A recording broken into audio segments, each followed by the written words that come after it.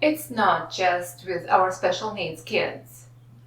To have organized personal records is a must for everybody. Do you have a designated place in your home for medical and financial records, your tax filings, your educational records, and many others? To have all your records organized is especially important for future planning of your life transitions. How much time does it take you to locate one or another document? You might have stored it online or in a binder, either way. And just by talking about storing the documents online, it might be very helpful to have it as a copy or as a backup. But I know in so many places, especially when you are dealing with a legal, like your passports or maybe even organizing your wills or anything like that, many places require to have original documents and with original wet stamp. Today in this episode, I will be talking about how to organize a simple binder DIY for a child with special needs. So come on, grab your notepad and a pen and follow along.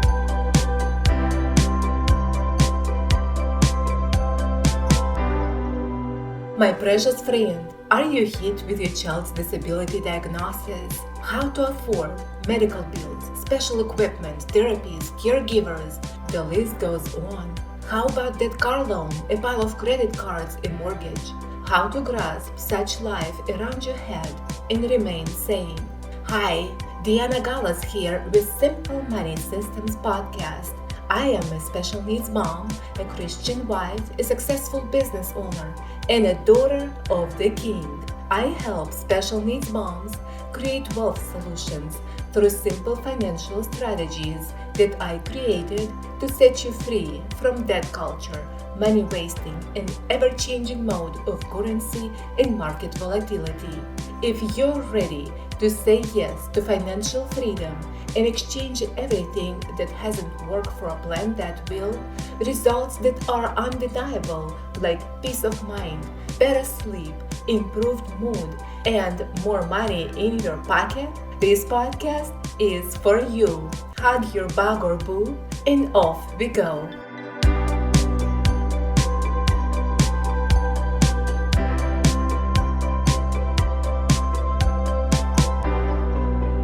Hi, beautiful soul. Welcome to episode number 33 on Simple Money Systems. You are struggling to save money. You are frustrated with your spouse for the lack of budgeting skills. You have tried different types of financial classes that didn't work for you. You felt stifled, but yet you can't find the time to actually get your finances in order and to get your spouse on board. So honestly, you just live in a constant frustration. Look, I want to show you why my simple budget framework for married couples can get you there in literally only 15 minutes a day is all you have to spend on your budget, your finances, and potentially wealth creation.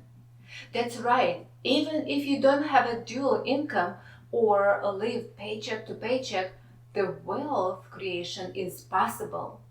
You just need to know how to adequately save and get serious about that. Okay, so time is not something that should be holding you back. For one more day, go right now to the show notes below this episode and book a 15-minute call to chat about how working together could be the right fit. I believe that this is what you have been praying for.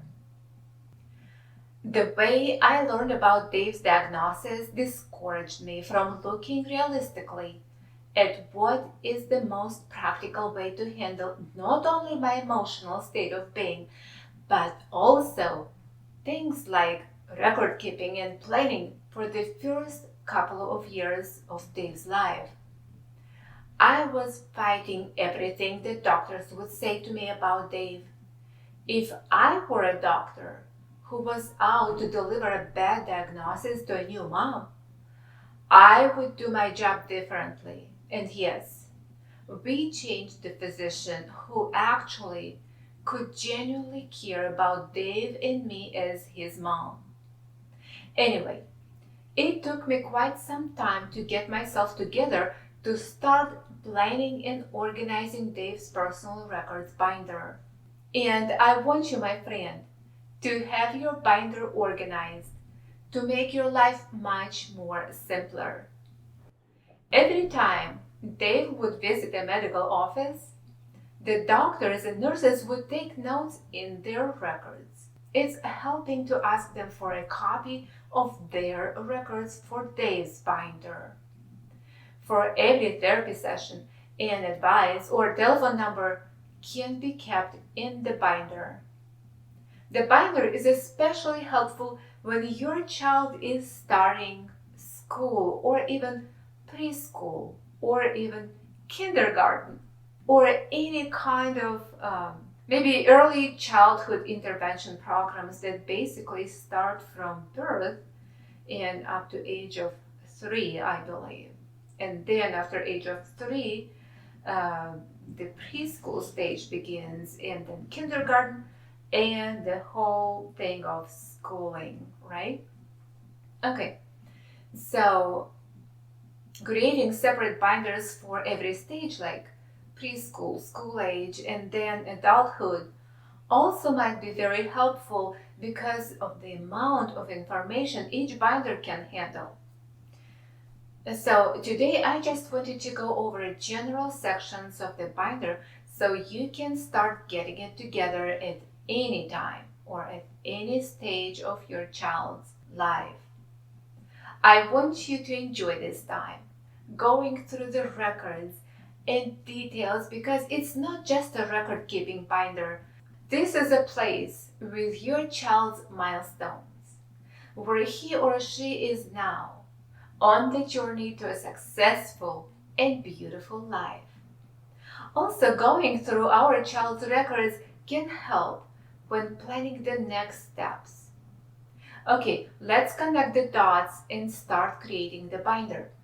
If you have a 2 or a 3-inch binder at home, that is great.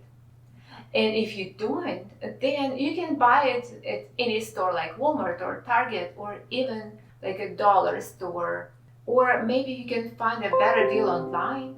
Also, get some tabs to separate sections in the binder.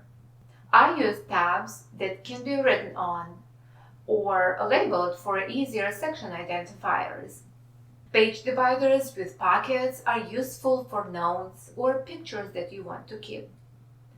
I love to keep love letters from Dave's peers or teachers or anybody who wants to express how Dave influenced them, or they learn to open up their hearts and be their best while spending time with Dave by walking him or just reading to him.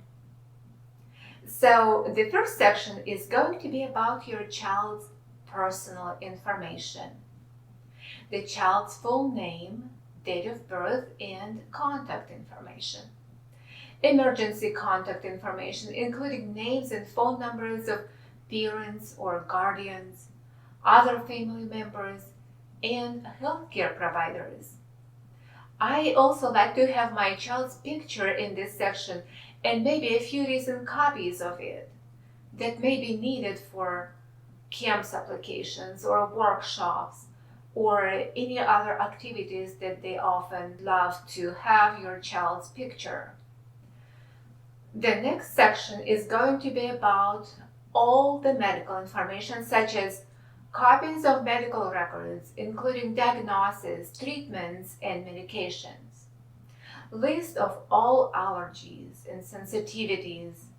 Also, your child's immunization records are very important when applying for schools, therapies, and other activities. So it's great to have it here. Also include in this section contact information for healthcare providers, specialists, therapists, and pharmacies. Oh yes, insurance information with policy numbers is a great place to have it here. The third section can be for educational information. Copies of Individualized Education Program or IEP and or 504 plan documents.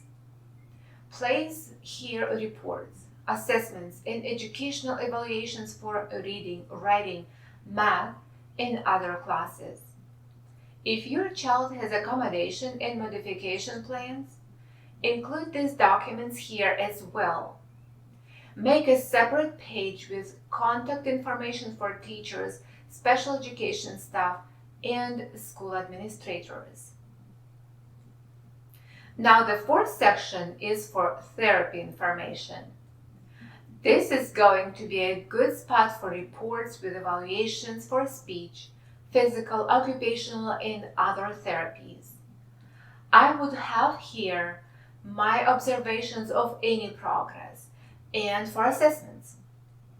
It is a great habit to write your own goals for your child's development, so it would be something to look forward to when you're working with your child. Insert here a schedule of therapy sessions. Therapy progress reports and goals also belong in this therapy section of your child's binder. After therapy sessions, typically, therapists want you to continue specific tasks at home. Write them down and keep them in this section so that you can refer to them quickly. Don't forget to have handy contact information for therapists and therapist centers. Have a tab for behavioral and communication support. Behavior intervention plans, or like they call it BIP, or positive behavior support plans. If your child needs communication support tools such as communication boards, picture schedules or buttons, iPads, etc., it will be of great help to have a plan or strategies for managing challenging behaviors that happen occasionally or regularly. A very important section of your child's binder is for legal and financial information such as guardianship or power of attorney documents. Other information can include financial assistance or benefit information like Social Security disability benefits. Have here legal documents related to custody or guardianship arrangements. And the next section of the binder is for daily care and routine. Write down your child's daily care instructions. Include medication schedules, dietary restrictions, and hygiene routines. Have a separate page for meal plans or feeding protocols. Sleep schedules and bedtime routines also would be great to have under daily care and routine. List all places with your child's favorite after school or weekend activities such as swimming lessons, art, or social activities. Now, emergency preparedness tab. I would like to emphasize to have a written plan for emergency evacuation plan specific to your child's needs. List all contact information for emergency responders and medical facilities. Write down all medications and medical equipment needed during emergencies. Now have a separate tab for your child's support networks. It also can include your support group or parent-to-parent information, contact information for other support groups, advocacy organizations, and community resources. Names and numbers of friends, relatives, or neighbors who can provide support in emergencies or times of need. Organize all the information in a simple list with names, numbers, and notes. Additional resources may include educational materials, articles, or guides relevant to your child's condition or special needs, templates for tracking progress, documenting concerns, or communicating with healthcare and educational providers.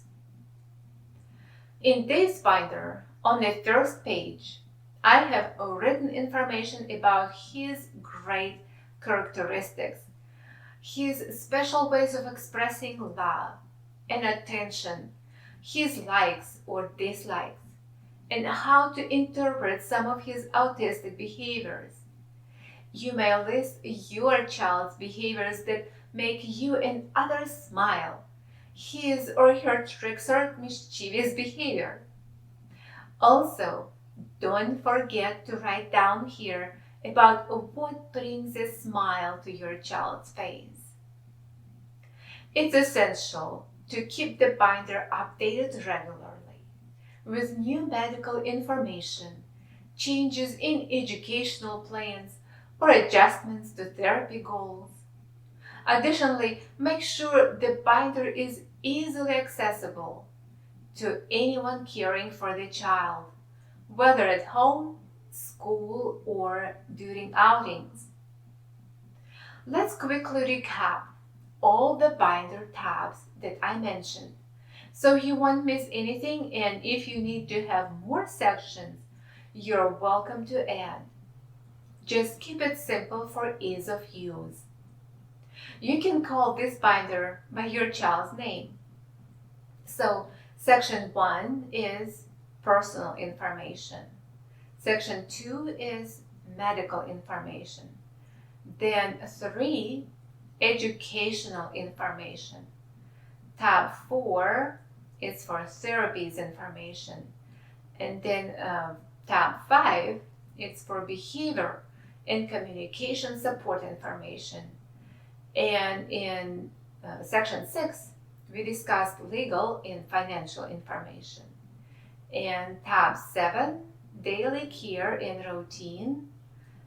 And tabs 8 and 9, emergency preparedness and support networks and additional resources.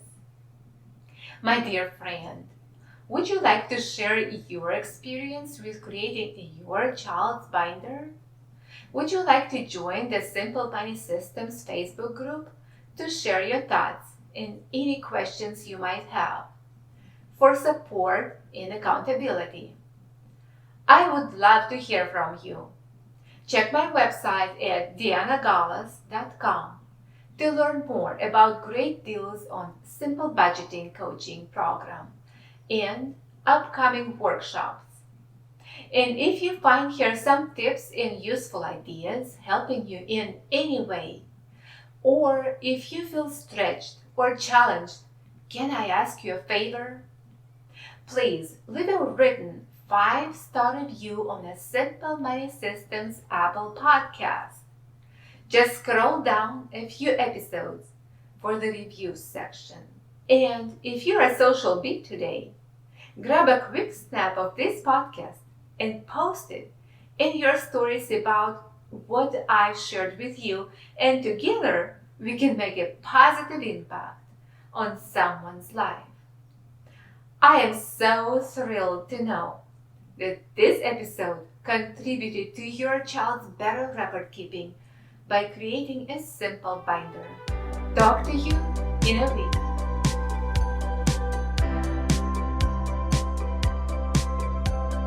My dear friend, I hope you found this episode insightful. I truly believe that a mom like you can be an inspiration to many others just by simply sharing this podcast, leaving the path of precious gems behind for those moms who are yet to find them. Would you share it with other ladies so they can also find a way to a meaningful, purpose-driven, debt-free life? Thank you for your dedication and hard work day in and day out, caring for your exceptional child's needs. Please know that you are a precious gem yet to be shined. Don't give up. Look above abilities. The best is yet to come.